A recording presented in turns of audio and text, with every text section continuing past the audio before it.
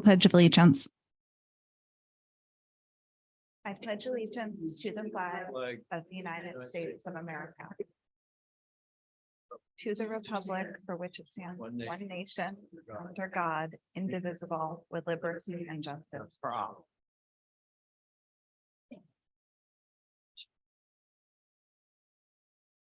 So we have both accounting and a select board meeting tonight, but we're going to do select board first because I don't believe there are any changes to the agenda, but we do have election of officers as the first item.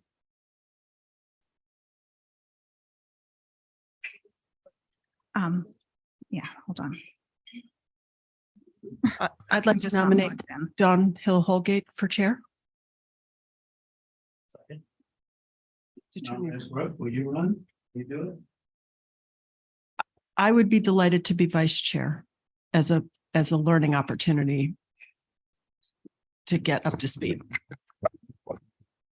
Yeah, and I think I would like to be vice chair, and I think we need to change it up slightly to represent the various constituencies on the island. And so for that reason, I'll throw my hat in the ring as for vice chair. Okay, are there any other nominations for chair? Okay, all those in favor? Aye. Any opposed? Motion carries unanimously. Aye. Okay, vice chair nomination. I nominate Matt Fee. Okay, is there a second? Second. Are there any other nominations? I'll nominate Brooke. Second. Okay. Any other nominations? How do we do this with two nominations in terms of how we vote? We do one first and one second? Okay. All those in favor of Matt Fee? Aye. Aye. All those in favor of Brooke Moore? Aye. Aye. Aye.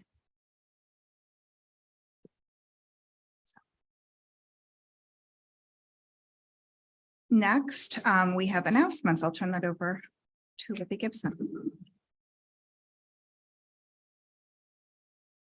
Thank you. This meeting is being video and audio recorded. The Memorial Day Parade, annual parade, will be held Sunday, May 28th, this Sunday at 1 p.m. It leaves from the Legion at 21 Washington Street.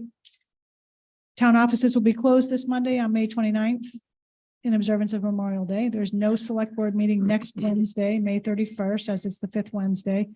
And in accordance with the select board's committee appointment policy, we have the announcement of the applications that have been received for the annual committee appointments. And I think we're going to have Erica read the names. And then Erica, next week or the week after, do they come and introduce themselves if they want to? So we split it up like agricultural through FinCom. We've invited them to come on the 7th, and then Harbor and Shellfish Advisory Board through ZBA. We've invited them to come on the 14th. Obviously, if there's a conflict with either of those dates, people are welcome to come to the other one. But that's how we have it set up right now. So for the Agricultural Commission, you have 2 seats available and 1 applicant, who is Jacob Tinkhauser. Airport Commission, you have 2 seats available and 3 applicants. You have Anthony Buscarin, who is the incumbent, Robert Curry, who is a new applicant, and Arthur Gasparo, who is also an incumbent. The Board of Health, you have 2 seats available and 3 applicants. Ann Smith, a new applicant, Maureen Marklinger, a new applicant, and Meredith Lepre, incumbent. For the Capital Program Committee, and just so everybody knows, I did update your sheet. I had realized that I had missed an application that had come in April, so I've added that. So you have 2 seats available and 2 applicants, Howard Matz, who is a new applicant, and Christy Kickham, who is an incumbent. And Richard Hussey, who was an incumbent, has indicated that he is not reapplying. Cemetery Commission, you have 2 seats available and 1 official applicant, who is Scotty MacIver, who is the incumbent. Alan Reinhardt, who is the other incumbent, did submit an application, but it was late, and due to our committee appointment process, he's going to have to be considered in our so-called round 2. Coastal Resilience Advisory Committee, we have 1 seat available and 1 applicant. The incumbent, Mary Longacre, is not reapplying, and we have a new applicant, Doug Rose. Conservation Commission, we have 2 seats available and 5 applicants. Tim Brain, new applicant. Mark Beal, who is an incumbent. Ashley Erisman, an incumbent. Bo Wilson, who is a new applicant, and Marcia Brown, who is a new applicant. Contract Review Subcommittee, you have 1 seat available and 1 applicant. That's Linda Williams, the incumbent. Council for Human Services, you have 3 seats available and no applicants. The 3 incumbents I haven't heard from. So hopefully they maybe will put their names in for round 2, or somebody else will. Council on Aging, there's 3 seats available and 2 applicants, both incumbents, Rocky Fox and Marianne Easley. And Nancy Swain is asking she's not reapplying. She was the other incumbent. Cultural Council, 4 seats available and 2 applicants. And I just wanted to note 2 of the seats that are up, which expire in 2025. We learned this year that pursuant to the Massachusetts Cultural Council's local cultural council program guidelines, you can't serve more than 2 full terms without a break in your terms. So Jordanna Fleischert was the seat that is listed as vacant, and then Justin Cern will also have to rotate off. And then the 2 incumbents that are up this year, Emma Young and Michael Kopko, both applied. Finance Committee, 3 seats available and 6 applicants. Howard Matz, a new applicant. Joseph Wright, new applicant. Joseph Plandowski, new applicant. Rob Giacchetti, new applicant. Denise Cronow, incumbent, and Joanna Roach, incumbent.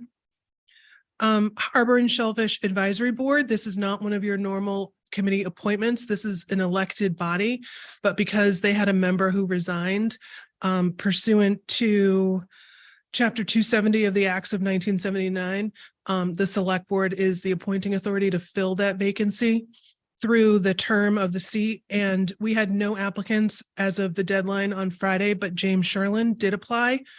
So he can be considered at our next round. The Historic District Commission Associate, we have 1 seat available and 3 applicants. Howard Matz, new applicant.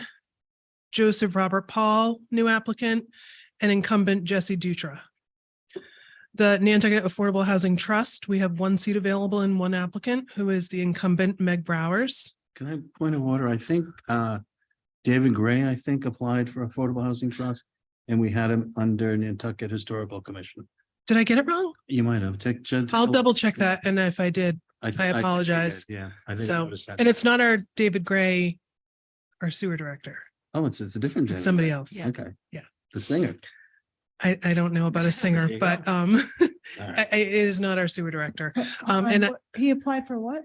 I think so. I think it was. I had him under Nantucket Historical Commission, And I but think his application said. for the Affordable Housing Trust. I think Okay, it said Yeah, that. I noticed that. human error, sorry. So there might be 2 applicants for that. Nantucket Historical Commission, 2 seats. I have it listed as 6 applicants. That now could be 5. David Gray, new applicant. Rita Carr, new applicant. Linda Williams, new applicant. George Butterworth, new applicant. Ethan McMorrow, new applicant, and Joe Bedell, new applicant. So it's nice to have a big turnout for that. Erica, I noticed on Joe Bedell's application, it seemed like the things he wrote sounded like he was writing about the HDC. I just want to make sure he's not confused. Would you mind checking with him? Yes, Thank you. will do. Planning Board alternate, 1 seat, 2 applicants. Howard Matz, new applicant, and incumbent Stephen Welch. The Real Estate Assessment Committee, we have 2 seats available and 0 applicants. The 2 incumbents, one has written to me that they are definitely not reapplying. The other one hasn't formally responded, but has indicated that she's not interested in reapplying. So that's something that we'll have to look at. Roads and right-of-way, 3 seats available and 3 applicants who are all the incumbents, Lee Saperstein, Nat Lowell, and Phil Smith. The Scholarship Committee, 2 seats available, 3 applicants. New applicant Rocky Fox, new applicant Melissa McVicker, and incumbent Janice Starr Duarte. Steamship Authority Port Council, 1 seat available, 1 applicant, Nat Lowell, who is the incumbent. Tree Advisory Committee, 3 seats available and 0 applicants. And I will note that if these seats aren't filled, that board will no longer be constituted because it won't have a quorum.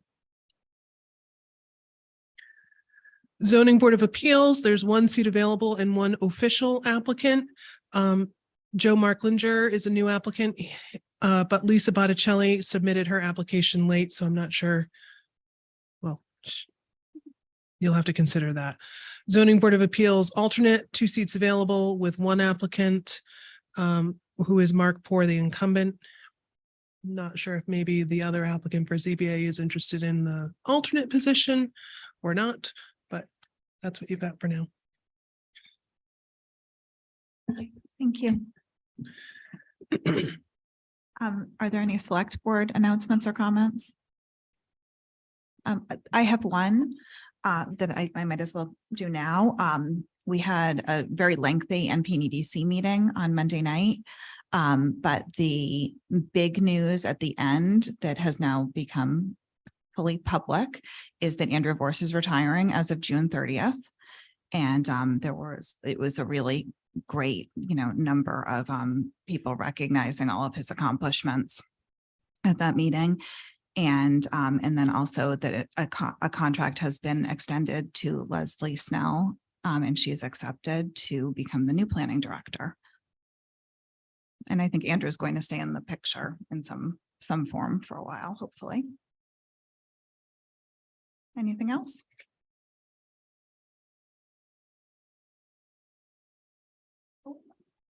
I don't believe there's any follow-up from prior select board meetings. And so I will turn to public comment.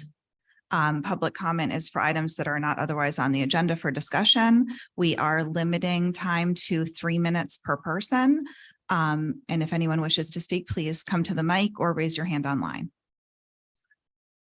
If you could, that would be super helpful. Dorothy? Just please state your name when you come to the mic. Hi, Dorothy Hertz. I'm actually here on contract review committee because we have a sort of a a news release that was given to us yesterday, which I think is very important for the community, and we wanted to share it. And this talks about outcome, Malcolm, that you had asked us about prior on this last amount of money you gave us.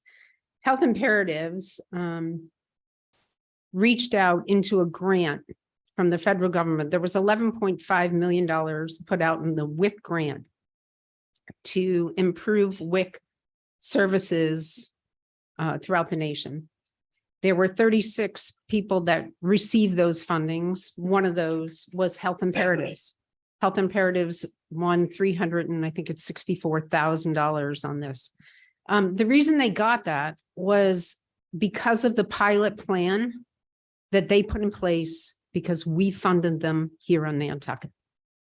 And so because we believed in them and showed them, and they showed us a program, and because of that program, they were able to increase the WIC services by 50%. They were able to go after this grant to improve WIC services on the vineyard. And those WIC services, this grant will allow them to do what they did here, and henceforth also improve federally the WIC program throughout the country. And then eventually within the next year or two, increase the WIC monies to Nantucket. And what I want to recognize is that as a community, we endorsed an organization that, given a box, always reaches outside that box. And when always reaching outside that box has proven to this town that our funding has been well worth it. And when we as a community can be a part of a program that actually helps not only a neighboring island, but is going to actually help the nation WIC program. I wanted to share it with everybody because I think it is actually really big. Sometimes we don't know when we support human services on Nantucket what the impact is. Clearly, this has got a federal impact. It is a national impact it's going to have because we were able to say we believed in an organization that proved to us that not only were they culturally competent, they always wanted to do better and strive at when they were told they couldn't, found a way they could. And so we just wanted to let you, we thought it was such a major accomplishment and that we were really proud of the fact that we have come so far in our funding and what our funding does for not only our community, but other communities. And so eventually the money will come back to Nantucket tenfold as WIC will get larger and bigger and the funding will get bigger. But we just thought it was like very crucial that we shared this with you and shared you that we have such a great partnership with an organization that is really doing such phenomenal work. So I just wanted to let everybody know that. Okay. Thank you very much. We have one hand raised online, Megan Perry. I'm going to bring her in. Hi, thank you. Can you hear me okay? Yes. Excellent. I actually wanted to make a public comment regarding the joint meeting with the ZBA and the select board from yesterday because there was no public comment there. The first thing I wanted to say was I'm sure the select board is unaware of this because there was no representation for the town of Nantucket at the Superior Court hearing, which involved the ZBA, the Nantucket Land Council, Nantucket Tipping Point, and Surfside Crossing. Had the town had any representation there, you would have heard Surfside Crossing's attorney talk about the financial risk for his client should there be any further delay. And that is one of the leverage points the town of Nantucket had prior to dropping the appeal that 3 select board members decided to do. We keep hearing about how there was no leverage. That's your leverage because it's incredibly difficult to get financing from any bank if you're a developer and you are currently in litigation with a town. So that's some of the leverage that the town had. So when people like the housing director or select board members say there was no leverage, we needed to drop the appeal, you had leverage, you dropped your leverage by dropping your appeal. So that's the first comment I wanted to make. The second one, there was a discussion about the catered party hosted at the developer's house and that more than one members of boards could not attend because it would be a violation. That's not entirely true. You had the housing director there, you had the chair of the Affordable Housing Trust, you had at the time vice chair of the select board, now chair of the select board, you had the chair of the zoning board of appeals there, you had the director of planning there. But you can have more than one person there so long as you don't have a quorum without it being a problem. So I believe a ZBA member said she was interested in attending if these parties were going to continue and was told that she couldn't because it would be a violation to do. But in reality, you just can't have a quorum there. And then I have to say, I took extreme offense to a comment made by a select board member that the 40B law was a good tool to promote affordable housing on Nantucket and forced us to get there. I likened that to saying a gun is a wonderful tool to promote the acceptance of theft. The 40B law is not a tool in this scenario. It's a useful weapon to do bad things. So I just want to make it clear, like I found great offense to saying the 40B law was a good thing in this instance. So thank you guys very much for the comments and have a great night.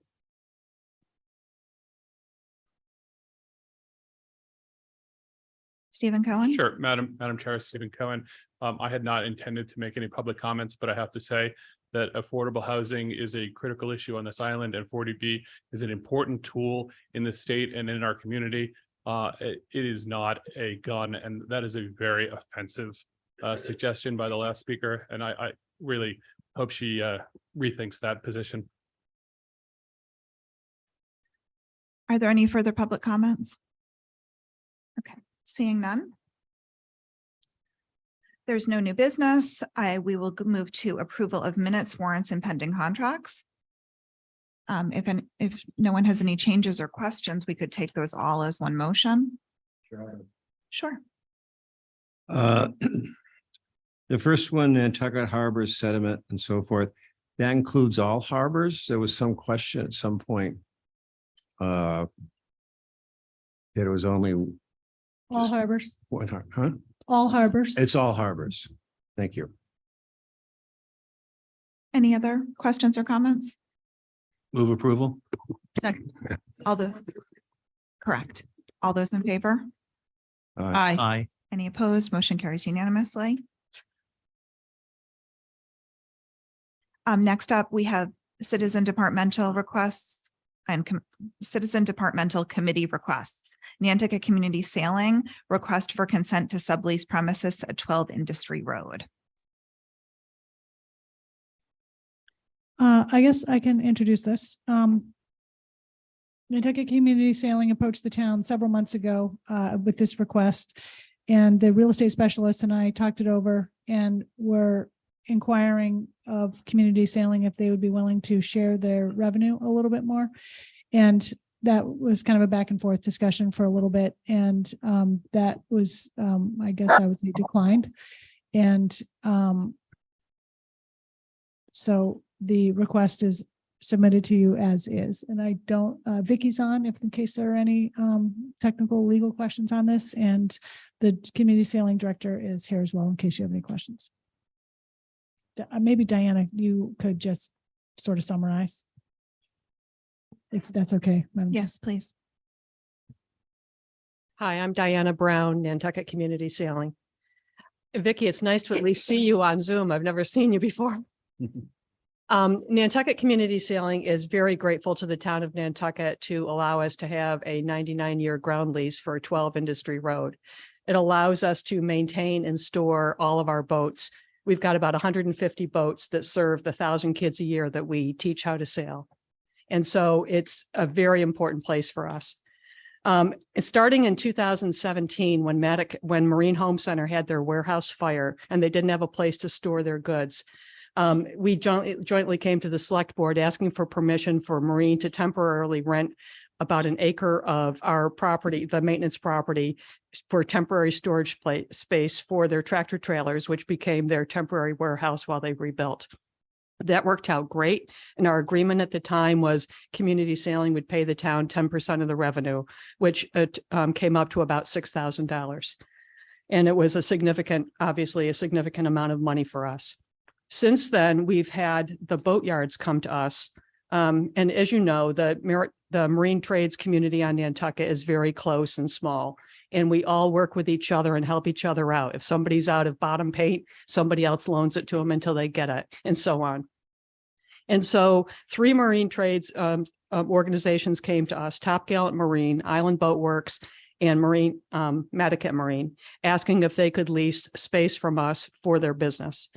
And we feel like this is something that we can do to help serve the community because they are all out of space or don't have any space. And in the case of Top Gallant Marine, it's a brand new business with a young person running it who used to work for us, who grew up on the island. And we felt like it was the way he could get a start in his own business. And so therefore, we entered into annual agreements with each of them. And we came to the select board for approval for those annual agreements. And I felt like doing it on an annual basis, especially for these known entities at a fairly consistent rate, was something that we could just streamline and make easier for all of us, eliminate some of the overhead on my time, Libby's time, town council's time, the real estate specialist time, and just say, can we make an agreement for 5 years that would allow us to sublease? And the amount of revenue we're talking about in the aggregate is at max $25,000 a year. Last year, we did $13,000 and we paid the town $1,300 for that. So while it's not a huge amount of money, for us, it's significant. A 1-week scholarship, but half of a 50% scholarship that we give almost every Nantucket kid is $250. So $25,000 would allow us to scholarship 100 kid weeks. And that's a big deal for us. And so I would ask your support for one, to just let us do this, come to you every 5 years. If we have somebody new coming to us, I'm happy to come back to the select board saying, Glenn's Marine wants to rent space from us now. And if we have it, I don't know, we're kind of full, so I'm not sure we would even have it. But if somebody else came to us, I'd be happy to come to the select board on that.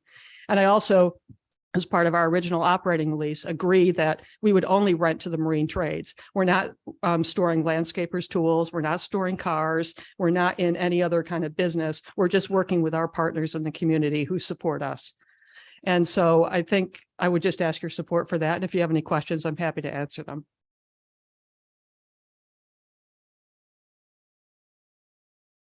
Board members? Matt? I think it's great. The program's amazing. And, we're lucky to have it. The community's lucky to have it. So I'd like to move approval. I'll second. Is there any further discussion? All those in favor? Right. Aye. Aye. Opposed? Motion carries unanimously. Thank you. Next up, the Historic District Commission has a request for the extension of the Sign Advisory Committee members' terms until the HDC independent review process is completed and HDC provides a recommendation for further action. Holly Backus. Thank you, Madam Chair. Holly Backus. I was actually expecting the Vice Chair, Stephen Welsh, to be here as well, but basically you all received the memo in your packet. The HDC voted unanimously to basically request this board here, to allow the independent review that we have pending with NAPC before the mission and the duties and whatnot are set for the Sign Advisory Council. But one thing that they put in their memo at the end was basically that they would request you all to allow at this round for the Sign Advisory Council to basically have the appointment process be done as the other boards and committees are being done, if that would be something that the select board would be in consideration of doing. So that was at the end of his memo, but they voted unanimously on that. And I would support their request to basically allow, let us get through the independent review, let them assist us with finalizing all those missions and then move forward. May I ask, what's the status on the independent review? We are currently going through the contract right now between finance as well as an APC, making sure everybody has their legally information in there. And I have actually requested a more of a strict timeframe on that. So we know exactly when we'll start, when they'll be doing some interviews. They're going to be doing a lot of prep work before they come here in October. Okay. Board members, questions, comments, motions? Erica? Sorry, I just wanted to comment. I would just note that it would be difficult to inline this with our current committee appointment process, just because we haven't had an opportunity to advertise it. So we can figure out a timeline for that if that's what you would like to do in terms of opening it up for new members. And I would just ask that any motion that you make, because your current motion was through the end of June, can be extended until the new appointments are made. But, sorry, clarification. They're not asking for new members, are they? They're just asking for the current members' terms to be extended? If the board is willing to allow that process to come through, then yes, they are amendable to that. Yes. Yeah, I would like to, I'm fine with the people there now. I'm not sure I agree that the HDC isn't empowered to do this. I think that their enabling legislation is fairly strong. I think I think that this was, so I'm glad we're doing the review. I think that's going to be really good and clear some things up, but I don't want to make a vote on us doing that, because I think we're taking away a power that the state gave to the HDC. They didn't give it to the select board. And so I think that we should, continue having these in place, but I think it's up to the select board to appoint, it's up to the HDC to appoint members to their committees. And I think they have the ability to form committees. So, so I think that, so I'm happy to vote for this to continue, but I wouldn't want to, go much further than that. Let's get this thing solved. Madam Chair, I agree fully. In my interpretation and others they have the authority to appoint committees. So Madam Chair, if I will, it looks like Commissioner Welch is Yes. here. via Oh, Zoom. he's on Zoom. Okay. Stephen Welch? Yes, Madam Chair. Yeah, I was just listening to the discussion. I'll, if you'd like me to speak, I will, but otherwise I'll wait to hop in. Okay, I mean, I guess the one question is your preference to just extend the current terms for the process or Well, we do a new appointment process? Sure. We've been advised through town council is the prior select board constituted. By the way, congratulations, Malcolm and Tom. We were advised by town council that we are not empowered to appoint our own work groups, which we understand and we accept. And we've asked for two things here. One is that the Sign Advisory Committee will be reinstated as a committee, as an entity recognized by the town through an act of the select board on an interim basis until the HDC comes up with a long-term solution. And two, that since I believe a few of the members, actually all of the memberships, current prior members' terms will have expired this year, that the select board would, because they're the appointing authority currently, that they would go through the appointment process they're doing with all the other town committees and boards for alternates and associates and for committee members. And then the HDC would be in place to take a look at the applications and ratify the selection of individuals to serve on the Sign Advisory Committee. We felt that that was in keeping both with past practices by the HDC being involved directly at this point through a surrogate being the select board, and that it was also in keeping with requirements, obviously, to reconstitute such a committee. And thirdly, in keeping with the current reappointment process that the select board is doing. There's no, I just want to be clear, there's no concerns about any particular member involved in the Sign Advisory Committee, but at the same time, we feel that it's important that, the committee be open for people who are interested to express their interests, which, is a big part of what this community is all about. So I think that fairly and accurately summarizes it. I probably did a better job in my cover letter, but in any event, that's where we are. Thank you. again, Go ahead. I'm getting confused here because the process just outlined was sort of reviewed by both the select board and the HDC. Is that in our bylaws or our processes for appointing committee to reviews? Only in specific instances, like if you were going to appoint a school committee member or a planning board member, when there's vacancies, but I don't think we have anything about HDC sharing the appointment process with.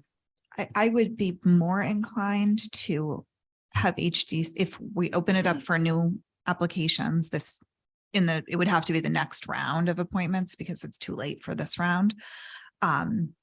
That the HDC make a recommendation to this board, and then we have to make the vote based on the current opinion from town council, unless that were to change, which is more of how it's done with school committee. That they meet first, make a recommendation, then the board ratifies their recommendation. Brooke? I'd be more inclined to extend the decision that we made when this came before us before, which was to we've already reinstated it, right? Now what we're saying is, how do we handle expiring terms? And so I would just be more comfortable extending the terms until the completion of the review and leave it at that. No further acceptance by HDC. Let's not change what we decided this last time because I decided what I decided pending the review. So when the consultants finish their work and there's a determination one way or the other or a review of the authority. There've been different legal opinions, obviously. And that a plan gets into place, then we restart. If the sitting members are willing to serve, I'm happy to let them serve until that review process. Madam Chair, that's the simplest way. Yeah, I think that's the Then we don't cleanest. have to debate legal opinions going back and forth. It's just extend the present committee. Yeah, So, Stephen Welch just has his hand raised. Let me just go to him quickly before you put a motion on the floor. Stephen?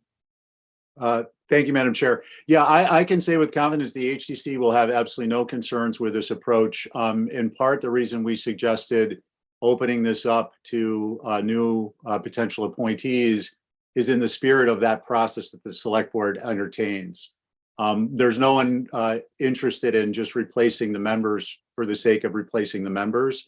So if this is a simpler approach for you, rest assured that you have the full support of the Historic District Commission and the Organizational Focus Committee.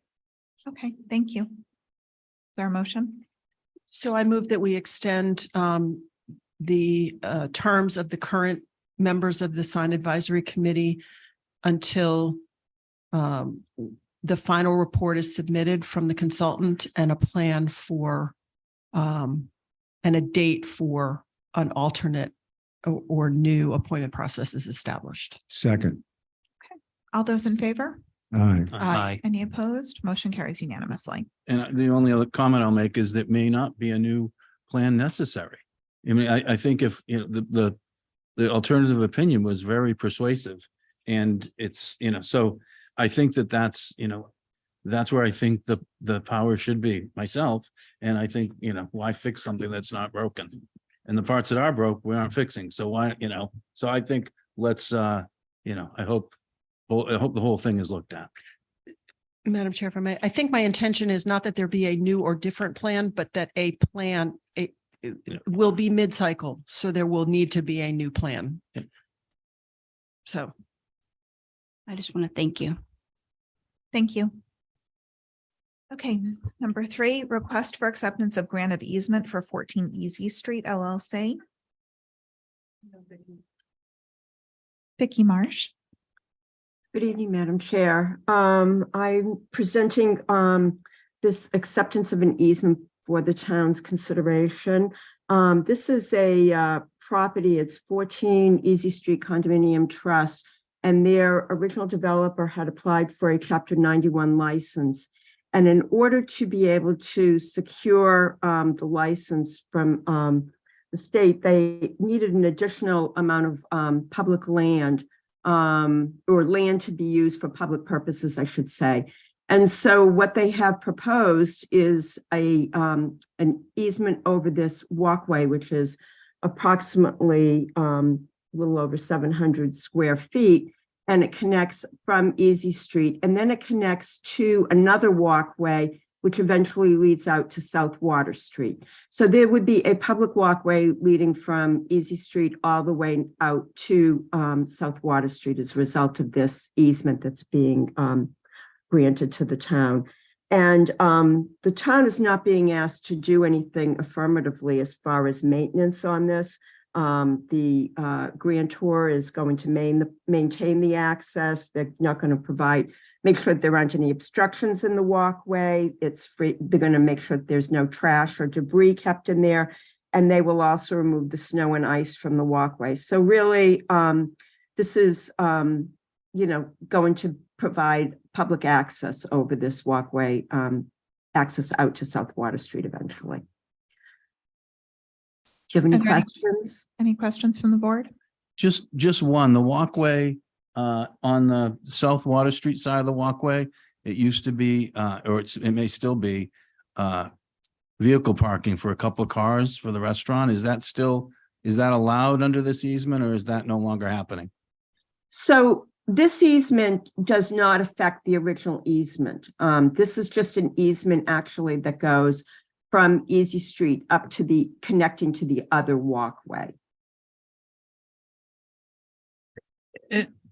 Erica. And Matt, we, So I know at traffic safety, we've talked a little bit about eliminating that curb cut. And so that it's, a real parking space for on-street parking. Gotcha. So that hasn't come to fruition yet, but it's something we've been talking about. Right, okay, so it's just, we're talking about just the 14 Easy Street, the other one is whatever it was before. Correct. Gotcha, Right. okay, now I understand. Okay, and I should also mention, this is part also, there's a matter for consideration by the county commissioners as well.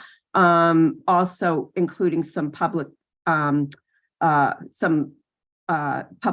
involved for use that's going to also contribute to the public land available for the Chapter 91 license as well.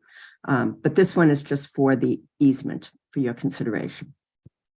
Yeah, and it's a great cut through, and it's increasingly being used. I think so it goes right in line with what Chapter 91 should be doing.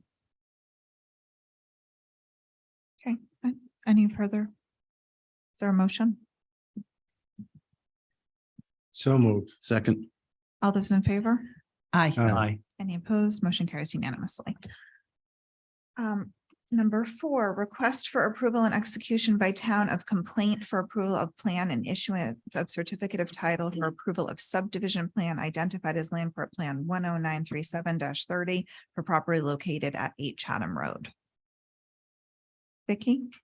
So this matter is similar to other matters that have been before you recently. It is a petition that's been brought to the land court on behalf of a property owner who has subdivided their land. And as a result of the fact that the town had taken the road adjacent to the property by eminent domain, the land court wants the town to reaffirm the ownership and the boundaries of this way. And so we are asking that you assent to the petition that is being filed on behalf of the property owner. Any questions? Is there a motion? Motion to approve. Second. All those in favor? Aye. Aye. Any opposed? Motion carries unanimously. Thank you. Thank you, Vicky. Next up, town managers report.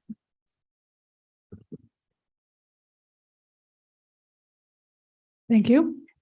So I just wanted to first off give you a little bit of a briefing on follow-up activities that are going to be occurring now after our annual town meeting and the election. So with regard to the town meeting, I'll be doing a more thorough plan out to the departments shortly, but for your all's just information, the finance articles, there are, the budgets and all of those things that need to be put in place. So finance will do that. They're in the middle of beginning the preliminary steps to close the current fiscal year. General bylaw amendments and zoning bylaw amendments will be compiled through the town clerk's office and sent to the attorney general. Zoning takes a little bit more paperwork than the other ones. So those get compiled and again sent to the AG. I do want to note that if Article 76, which was the citizen article approved for outdoor lighting, is approved by the AG, which I don't expect it not to be, there eventually will need to be very significant outreach for that. And those resources are not currently available. Home rule petitions. Those are typically compiled through my office, and I get sort of a summary from everybody involved for the legislators. Tom is very familiar with this. And we put together all the certified copies of the articles, which takes a little time to put together, and that all should be compiled by mid-June-ish. And I think you all know that there may be a request coming from the Planning Commission to hold off on one of the home rule petitions. I haven't seen the details yet, but that may be coming to you shortly. On that one, Libby, have we ever gone against, a vote of town meeting as a board, made a decision against a vote of town meeting? I don't recall that you have done that. Yeah. Nor have I. And so my thought would be, if the planning commission wants to make a recommendation and blow it up at the state level, I think that would be, my own opinion, that would be appropriate. But to get us to do their bidding for them, I think would be irregular. Yeah, So anyway. All right. That's not what the vote was. So that may be coming to you for that Exactly. So exact I'm just discussion. making my, Sure. I'm planting a seed. Real estate articles, those will get prioritized by town admin staff. We are short-staffed in real estate right now, and Vicky is quite tasked with a lot of current things. So we'll sort through those. And in the other category, the town council study group is going to be discussed with you a little bit later in your agenda. So just wanted to give you a little bit of an update on that town meeting. With regard to the election, all the ballot questions passed. So there could be a decision that there probably will be a request coming either through town admin or someone else, most likely through town admin, for the board to consider putting the Nobodere Fields article, which was Article 15 at the annual town meeting, onto the special town meeting in November. 2 votes are required for a debt exclusion like that, a town meeting vote and a ballot vote. We didn't get the town meeting vote at the annual. We would want to seek it again at the special, and we have the ballot vote now. So that will come to you a little bit later. All the rest of the debt exclusions are primarily capital projects, which will need to go through the establishment of who the project manager is going to be, procurement. There may be permitting and a lot of other things that make for a very lengthy lead time on actually starting any of them. And there was a capital outlay. Procurement will get underway for that. And the overrides will go into effect on July 1 and be handled through the finance department. So I didn't know if you had any questions about any of that. I have a suggestion thought on the field article. If it is going to come this fall, I think maybe we should have, sort of bi-monthly, every other month reports about what's happening there, or what's the status of the fields? Is it being mowed and aerated? And is there just a regular report so that by the time we get to the fall, there's some confidence that these basic functions have been undertaken and are being done regularly. It has been a long-standing problem for 20 or 30 years. Well, So they haven't been there for that long, but there was an irrigation problem several years ago that's been fixed for quite a while. And the town contracted out for field maintenance, beginning last year. So I think the status of the fields is far improved than what it was 3 years ago before we had a park and rec manager. And I'm sure that we can get the park and rec manager in here to explain all of that in much more detail. He'd be happy to do that. and I think that he's- would help in pictures. sure. And that but on the the reason agenda. I'm talking also about Delta from 20 years ago, because I was, one of the people that helped build that and raise money for that. And early on, some of the early years, we weren't turning the water on. It was working. We weren't turning it on because then you had to cut it. And so there's been that sort of, then so we'd have to, come here and complain and jump up and down, and then the water would get turned on. So I think that's part of what we saw at town meeting was people who remember those things. And I think to change that mindset, I think we have to be more proactive here, So I would love to see it, and I would love to see the fields made. I'd love to see them maintained beautifully. And I think, I think the whole town would. And so I think we would do everybody, a real service by focusing on it regularly here. Thank you. We could Yeah, definitely have let's the park and rec manager. get that on an come in. agenda. Are the bathrooms open now in the new? Yes, they are. Thank goodness. Yes. I mean, one other thing to think about while we're on that subject in terms of like town meeting attendance was, I became aware on the day of town meeting how many child activities were scheduled that day that conflicted, how many games and dance classes and I'm just wondering if we need to coordinate better as a town to hopefully allow more people to attend, because most of the people who cared about it were out playing games with their kids. Yeah, I think we're gonna just run into that no matter when we have town meetings. Some group is always gonna have a problem of why they Yeah, can't come. I'm thinking Saturday might not be the right thing in May, that it needs to be at night, but Or this there are fall- other reasons for it not to be at night too, but This fall, we can do it on a weeknight, because it's hopefully won't be a huge, a huge agenda, a huge docket. So hopefully we get it on a weeknight. And even if the parents can't get a babysitter, one can come. So I think there is a way to do it. It doesn't have to be a weekend. Yeah, the special's on a Tuesday. Yeah. And just if I let me one more request about town meeting, could you next time sort of give us a summary of the average tax increase of all those various overrides and so forth we passed, just on average? I can give it to you right now.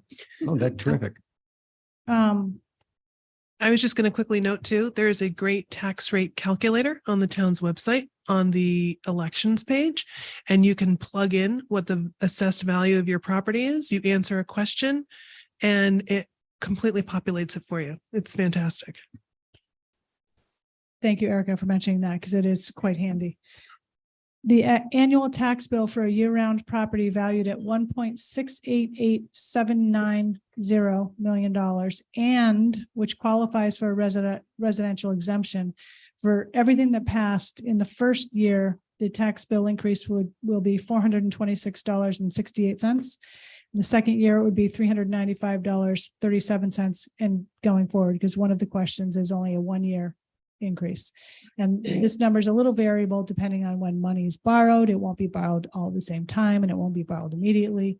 So that was just a number to have in there if everything's borrowed at the same time. Right, so it's the next 2 years, it's about $400 Ish, but it for the average house value that I mentioned, but it really probably won't be quite that because we're not going to be starting all of these projects in the next year. I think everybody know that because each individual article, we always say, well, that's only 100, it's only 200.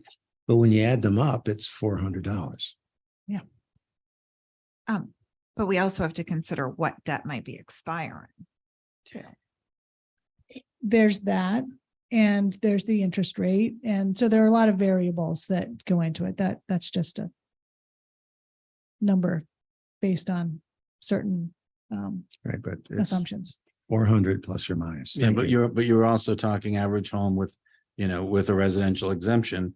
If you're an average home with no residential exemption, it's quite a bit more. It's quite a bit more. And if you're a commercial property that, if you own a commercial business and commercial property plus, housing, because you need housing for your employees, you're talking many times more than $400. And I think that's the, so sometimes we try to sell it as, average home with residence exemption, it's easy, it's great, our tax rate is low. But I think what you're talking about, there's a lot of people who are struggling. And then there are also some businesses that, are going to have $1,500, $2,000, $3,000 tax bills going up a little bit every year. So we have to be aware of them. That's our, that's what keeps people on the island. And so I think your point, Malcolm, is a really good one. Thank you. And we do also have the ability in the fall to consider a raise in the residential exemption.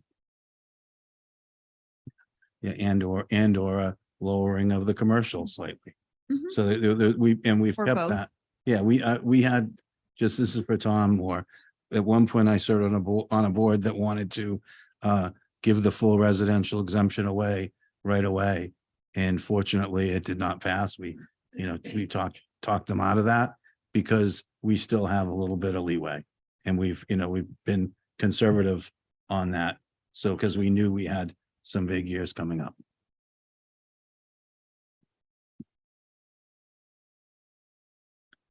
Okay, thank you. The monthly town management report, yeah, which is in your packet, and I just noticed little typo there under town meeting follow-up. It says complication of follow-up actions, but I meant to say compilation. So we're working on compiling all the actions. We are starting to get ready for the special town meeting prep. And I think at your next meeting, I'll review with you the special town meeting timeline. It is online, but just to give the public a little review of what's going to be happening and when. In June, you're going to be hearing from the short-term rental work group with their proposed articles. And there are, of course, as is always the case, there are a number of other articles that you're going to want to perhaps consider for the special. So that's all happening. We have a lot of personnel issues going on. I won't review everything in here as I usually don't, but we've got hiring underway for some senior level positions, including DPW director, police chief, chief technology officer. We have a project manager position we're trying to fill. We're continuing on with our succession planning and employee retention strategy discussions. Collective bargaining negotiations are well underway. As you know, we have 3 memorandums of agreement executed so far with our three units, and negotiations are continuing with a couple more. Baxter Road, long-term planning and erosion control. We've had some joint meetings. You all had joint meetings with the Concom in March and April. We are working on follow-up from that. Earlier, was it this week, Vince, or last week? But last week. Vince and I met with a grant program manager type of person from the Army Corps about a potential grant for Baxter Road, which I think you might have been made aware of, Matt. And it isn't seeming like it's viable, but we're going to keep sort of taking a look at it as we can. Solid waste long-term planning is, of course, an ongoing effort, and we're getting our RFP ready for issuance this fall. And of course, we'll be reviewing that with you. Strategic plan, as you know, you have a joint meeting coming up on June 12th with the Planning Board, Planning Commission, FinCom, Capcom, and somebody else, Concom maybe, to review with those groups your strategic plan. And then you have your annual governance meeting on the following day. PFAS townwide risk assessment is ongoing. Our program's sustainable program manager, Vince Murphy, is starting to hold regular meetings with various staff people to refine our sustainability framework. And that involves discussion about lots of different sustainability projects and how they interact with each other. I'm just kind of skipping through some of these things. Stormwater and drainage. If you recall, last fall, I think it was, we gave you an overview of about 18 mini-ish stormwater projects in different areas of the island, and those are getting underway. It's been difficult to get contractors procured for those, just because it's hard to get a contractor to do things now because they're always so busy. So we're trying to get at those things. Project management, we have lots of projects underway, and hopefully as we get a project manager hired and a DPW director, some of these will continue to require less other staff to help with them. Lots of projects going on. I guess I kind of doubled up on project management and projects. Real estate matters are sort of piling up right at the moment, and we have a number of housing initiatives underway that I think you all are pretty much familiar with. There's, as you know, at the end of April, we had a housing summit organized by Housing Nantucket, which was great. And they are already starting to put together work groups that were agreeing to kind of come up with different housing strategies. And I'm on one, and I think some of you all are on I think Tom and I might be on one together. And so those are some of the things going on in town admin. Happy to answer any questions.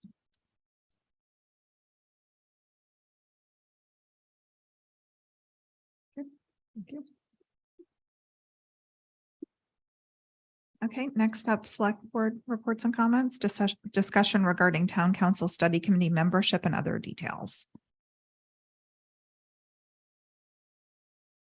So, Madam Chair, if I might just comment a little bit on this or try to introduce it a bit. I think what's on the screen there is the vote from town meeting.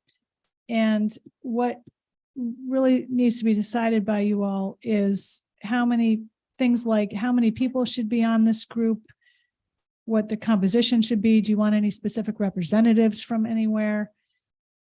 I would highly recommend that a group like this be facilitated with a professional facilitator. There are no funds in the budget for that, and there are also no funds to staff this. So those would specifically for this anyway, because as you know, we don't fund citizen initiatives in the budget. We would have to use some of your strategic planning money, which might be a good fit because I think your strategic plan involves effective governance and things that could probably cover this, but it will take some time to arrange that and engage somebody to do that. So I just would suggest no more an even number of people on the group. I typically just general observations of groups in the past would recommend no more than 7. It's of course up to you, but when you get into more people than that, it starts getting hard to schedule and somebody always can't make it and things things like that. So those are just some initial thoughts. You might want to think about a finance committee member on there. You might want to think about one of you or maybe a former select board member. And I know that the advisory committee of non-voting taxpayers, even though they don't vote, will probably express interest in this, whether or not they're on it, or maybe they just attend regularly and are allowed to have some input. There's going to need to be some very significant outreach for an initiative that seeks to change a municipality's form of government. So I don't think this is a rush job. I think this is something that people need to really understand and be very comfortable with what's getting put forward. Curtis Barnes. Thank you very much, Madam Chairman. Curtis Barnes. Obviously, I have a great interest in this since it's my article. And I would encourage the board to move very quickly if you can. I would recommend approximately 10 members of this committee. There may be a couple of designated people. My feeling is that this community has very talented people, the former superintendent of schools, Pauline Proch. There are just many, many people who could serve and help us move it along. And I certainly hope that you don't put it off and put it off. And I'd say, get the thing posted, let people apply, and in the process, see who shows up. One of the former members of this board may actually be a candidate to help us facilitate. I just don't want to get it delayed because we don't have a facilitator and we don't have funding and all the rest. At least post it. Let's get the names in here, and please let's get started, because I would like to be able to see our summer people be able to come to these meetings and have something to say. That's really part of my objective, is to broaden the opportunity for people to speak. And if we don't get it going this summer, then they won't be here, and then they're going to say we never gave them a chance. So I think there's a good argument for moving it sooner rather than later. Thank you. Thank you. Brooke? I disagree that summer's the time to constitute a committee like this, because most people who live and work on Nantucket do not have time to do that. And I think that what we've seen with the short-term rental work group is that hybrid and Zoom participation allows everybody to participate year round. So I would lean toward constituting this committee toward the end of the summer, which would give us time to go through an appointment process, determine who's going to be on it, and do a contract for a facilitator, and then give them an aggressive timeline to answer these questions. And in my mind, this is a bit of a cost-benefit analysis of what do we gain and what do we lose. And that's to some extent opinion, right, of what is a good thing and what is a bad thing. But just what are the changes that will come with this form of government versus what we have now? And then the community can evaluate. And then this is a multi-year project in terms of outreach, community engagement, and building support if indeed this turns out to be the recommended direction for us to go or to consider at town meeting. So this is a huge change, and I want to make sure we do it well and that we engage deeply into the community for their opinions on this. And that takes time. So as we've seen with the short-term rental work group, as Tom well knows. So those are my thoughts as to how many. I agree 7 to 9 is plenty. And I think 7's more nimble, that people can be invited to participate on specific topics and questions and not be members. They're not having authority to change anything. They're making a recommendation. So, and I would be inclined to have it all at large without any designated seats. And then we can consider, as people apply, what parts of our community they represent and try to diversify the points of view when we do the appointments. Chair, I'm somewhere between Curtis and Brooke here, but I think there's plenty of talented people on this island, and there may be somebody here who will facilitate it at a very reasonable cost or just as a volunteer. So I think our RFP should go out as soon as possible, essentially advertise in the paper for a facilitator. A lot of people have done it. It won't cost us any money. Be a non-voting, essentially a non-voting member of the committee could be one way of doing it. But I think the talent is there. We don't have to spend the money. Erica? I just wanted to note that in order to get a membership roster together, in terms of getting the word out there and advertising and everything, especially in the summer when you have your shortened summer meeting season, you're probably not if we started this now in terms of looking for applicants, you're probably looking at mid-July when it finally gets to you for appointment. So just keep that in mind. We follow our committee appointment process very strictly now. And it has a lot of requirements in terms of public outreach. So just FYI.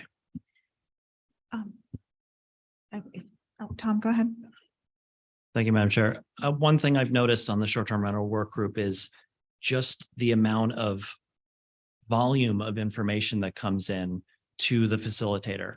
We've received dozens and dozens of letters, and the meeting summaries, not minutes. I think they're a little different depending on form, but those take a lot of time. And there's also a process where the work group members can send feedback to the facilitator. So I'm just kind of throwing that out there that any process that we go through, any facilitator is going to have to take on a large, it's a big endeavor. And I would just be hesitant to throw that on town staff who have to take minutes or have to pull them off from another duty. And so I don't know if that's somebody from the community, like Malcolm said, or that's a professional facilitator, something along the lines of CBI that helps out the short-term work group. Just a few thoughts. I don't have any concerns with spending some of the strategic planning money on this. I think that it falls in line with that. I was actually thinking that someone like our facilitator for the strategic plan might be a really good fit, since she has so much experience with both what we do and with all different types of government entities. I think it should be an uneven number of people, 7 or 9. I was kind of thinking maybe it's 7 at large and maybe 2 non-voting members, one being either a current or former select board member and one being a current or former finance committee member, just so they can add some direct experience to the discussion. But then have the 7 at large be the voters. And I think one should be a non-voting taxpayer if that's allowed. I don't see why it wouldn't be on a group, on a work group. And with Zoom, I think the timing doesn't matter too much. So we might as well just move it along as quickly as we can engage someone, fund it, and get the word out. But I don't know if everybody agrees with me about the membership idea. Well, I think the first step is to get a facilitator on board, which will take a while. But if we're going to spend the money on the strategic planning, we have money there, we could put it out, and you can put it out locally and see what we get. And then we're all going to come to 7 to 9. So we've already made that decision. I think we're pretty close to what we want to do. So that we might as well get going. Do we have to issue an RFP for this? I'll have to talk to procurement about it. Yep. Yeah, and I'm not sure, maybe someone in the community, Malcolm, but I think it has to be someone with experience in this realm. Because if we want something that comes out that has really truly looked at the various options and, and being able to explain it to everybody, they need to know what they're doing. And so, because you're not going to necessarily have that expertise in the room, I don't necessarily disagree with you, but if the person is here and has that expertise or to find a absolutely. specific facilitator for reorganization of government, there's probably not a lot around. So, but there are facilitators that are good at facilitating anything. Curtis? I believe Mass Municipal is one of the agencies that you can reach out to because Mass Municipal Association has people, they've got the experience. And so I'd start talking to them and see what they can come up with to give you a help. Sounds like experience is there. Yeah, that's a good suggestion. That's kind of what I'm talking about. I think it's, you're not going to have to bring them up to speed on a lot of aspects. So. Is that enough direction? I think so. Yeah, thank you. Committee reports? I just wanted to mention that the Affordable Housing Trust at our next meeting, Tucker, we're tomorrow, right?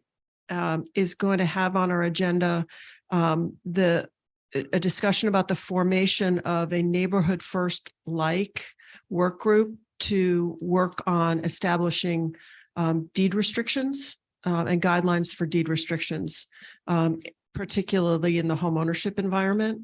And I had a conversation with a community member today who is about my age and looking down the road to retirement and feeling very stressed out about having a home, owning a home, but not having the financial resources to stay and retire.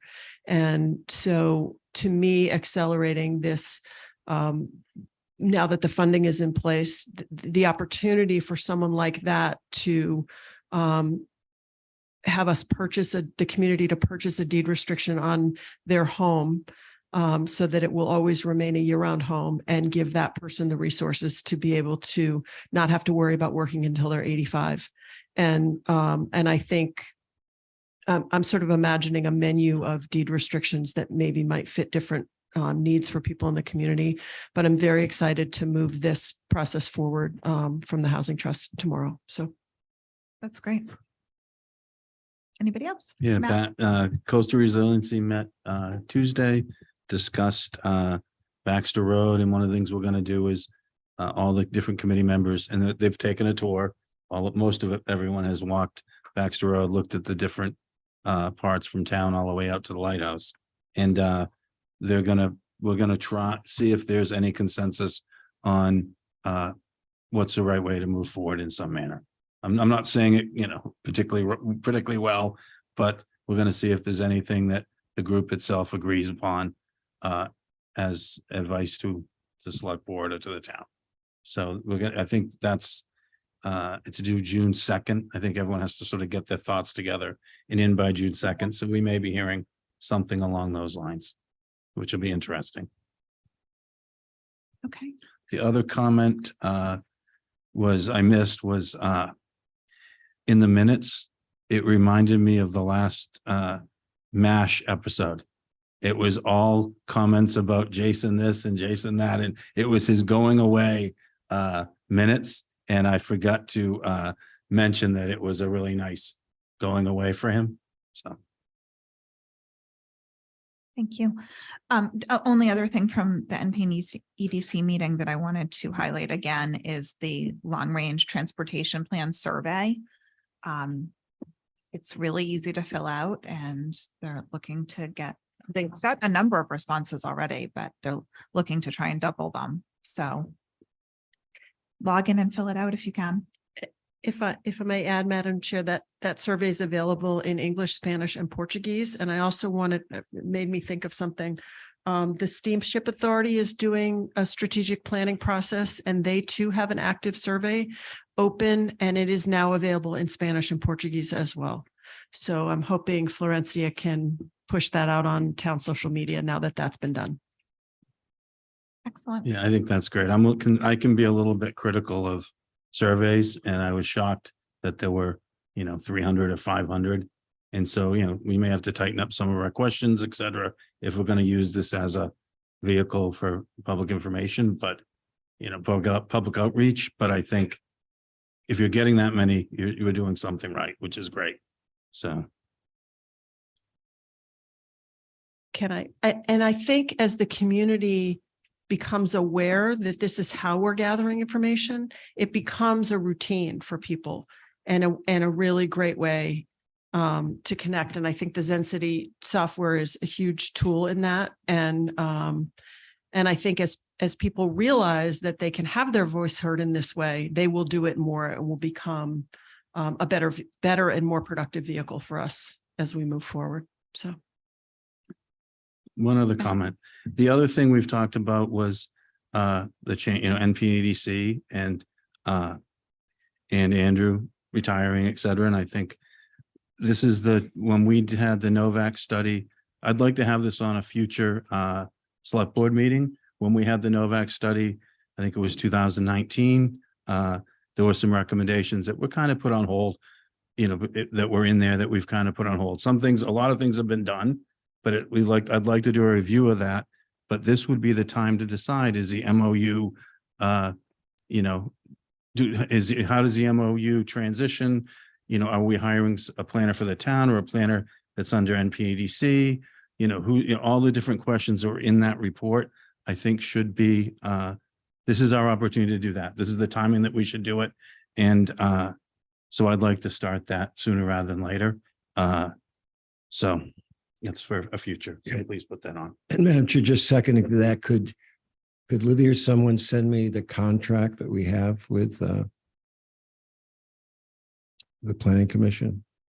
There's a contract. I'd love to read that.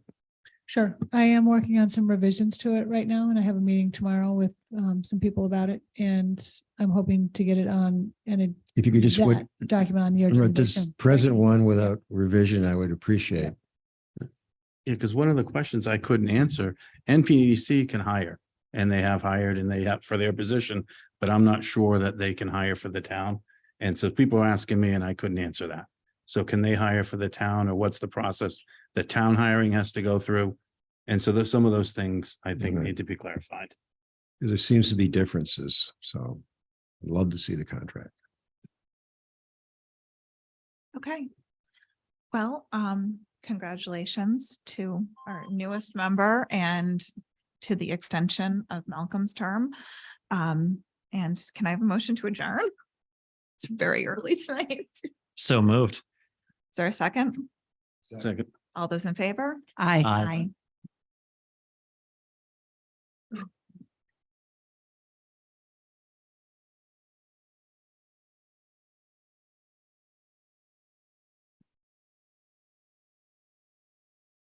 So Brooke is technically was still the chair of Oh, right. that, right? Oh my gosh, we have the county.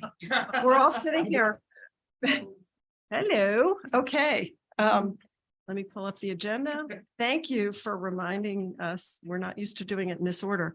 Okay, I'm going to call the County Commissioners meeting for May 24th, 2023 to order. And the first item on the agenda is the election of officers. And just a reminder that the same officers on select board can't serve on county. So you need 2 new people. Right. So So, do we have any willing? who would like to chair? I'm not interested in either. Okay, I nominate Malcolm to chair. Second? Oh, all those in favor? I forgot I was chairing. Aye. Aye. And I'll nominate Tom for vice. second, Aye. all those in favor? Sorry. Aye. Anybody opposed? No. Okay, sorry, I'm a little discombobulated. So now, Malcolm, your chair. Thank you. Announcements. This meeting, like all our meetings, is being visually and audio recorded. That way they can't record me. Just again, this meeting is being visually and audio recorded. Are there any public's comments on anything that's not on the agenda? I see no one here. I don't have a computer, so I can't see hands. There is no one? Terrific. There's no business I know about. We have minutes from April 26 and payroll and treasury warrants. Do I have a motion? Move approval? Second. All in favor? Aye. Chairman says aye. This next one I thought we did in the town. This is different. What we did before was accept a grant of easement. This is a license agreement that Attorney Marsh will review. Okay. Ms. March. Good evening, Mr. Chair, and congratulations on your appointment. This is a license agreement that's being requested by 14 Easy Street Condominium Trust. Again, the purpose of this is to provide them with some a square footage that will enable them to meet the requirements of the Chapter 91 permit that they're requesting. And the license that they're requesting is a proposed sidewalk easement area of 163 square feet that would be used for public access and open space areas. So as you can see on the plan, so the county is being asked to grant this license agreement to the 14 Easy Street Condominium Trust. Any questions? Thank you. Any questions from the board? Motion to approve. Second. Well, we have a comment. Just a clarification. I represent the owners and I don't want to make it more complicated, but I do want to clarify. There's actually two license areas, one on the other side, then another 72 square feet. So I don't know that it makes a difference. I just wanted to clarify for the record that it's both pieces. Thanks. Correct. Yes. Oh, here also? Yeah. A little. Yes. I got you. Thank you, Mr. Cohen. Motion? Motion to approve. Second. Any further comment from all in favor? Aye. Aye. Chairman says aye. Request for approval extension of asset of petition of recognized 1972 free taking of Pocono Road and approved registration of subdivision plan of lots A9, A10 Pocomo Road into lots 69 and 70 on land court plan. Mr. Chair, this is similar to the other requests that have been made for an assent by the county, in this case, to a property owner's petition to the land court. They are subdividing their lot from lots AA8, A9, and A10 Pocomo Road into lots 69 and 70. And the land court again requires that the county assent to the subdivision plan to establish the boundary, which was created when the county originally took the road by eminent domain back in 1972. Thank you. Any questions from the board? Do I hear a Motion to motion? Second. Any comments from the board? Any further discussion? Hearing none, all in favor? Aye. Chairman says aye, that is approved. Great. Thank you very much. Thank you. Are there any reports or comments from any of the commissioners? The only thing I will say is I should have made. So we can just transfer those.